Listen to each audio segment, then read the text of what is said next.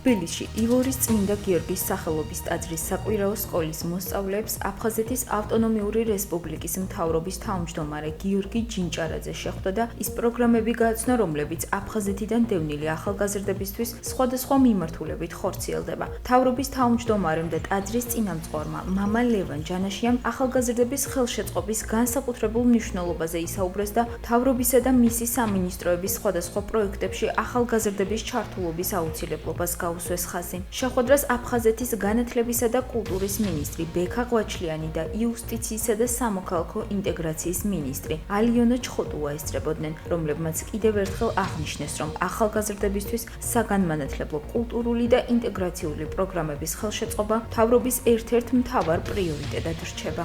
დღეს გქონდა შეხვედრა ჩვენ ძვირფას დევნილ ახალგაზრდებთან, რომელთანაც გავეცანით მათ საჭიროებებს იმ ნაწილში, სადაც შეგვიძლია რომ ჩვენ ჩავერთოთ და მხარდაჭერითი ღონისძიებები განვახორციელოთ, სამომავლოდ აფხაზეთის მთავრობა აქტიურად შეუწყოთ მათ ხელს, მოვისმინე მათგან კითხვები, ის საჭიროებები და ჩვენი მხრივ გავაცანით აფხაზეთის მთავრობის და მასში შემავალი სტრუქტურების პროგრამები. დღევანდელი შეხვედრის არსი გულისხმობდა იმას, რომ განხორციელებული სამუშაოები შეფასებული იყო და დაგეგმილი იყო ახალი პროექტები, ახალი პროგრამები. ბატონმა თავმჯდომარემ აუგიტყვა, რომ ყველა ის სურვილი, რომელიც მოზარდებში იყო, განხორციელდებოდა. მთავრობის ხელმძღვანელობის პრიორიტეტი ძალიან მნიშვნელოვანია, რომ ახალგაზრდებზე ორიენტირებას გულისხმობს. შეხვედრის ფარგლებში ჩვენ ილორის ეკლესიასთან თანამშრომლობით გარკვეული ინიციატივები დავსახეთ სამომავლოდ, რაც ხელს შეუწყობს მოსწავლეებში როგორც რელიგიური განათლების ხელშეწყობას, ასევე სხვადასხვა კულტურულ აქტივობებში მათ ჩართვას.